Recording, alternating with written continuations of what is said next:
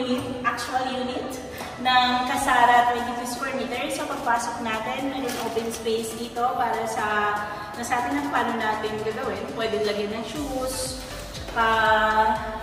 mga pamilinis. Nandito tayo sa ating living area, slash dining area, sa ating kwarto. So malawak to kasi yung tiles niyan, 1, 2, 3, 4, 5, 6, 7, 8. So 8 yung tiles.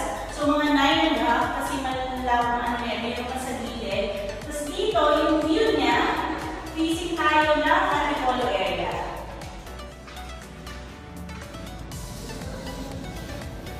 Tapos ang turnover natin sa ating air condition is window type. So sa mga naghahanap ng Airbnb, business po, yung Casara or Bible Square Residence is ideal para sa ganong negosyo kasi yung concept dito is resort type. Yung unit nito is 22 square meter. So, sa mga gusto mag-invest dito sa Casara or Bible Square Residences, malapit lang ito sa Mega Mall, along C5 lang siya, kaya maraming kumukuha dito ng Airbnb at saka malapit sa NAIA. So, nasa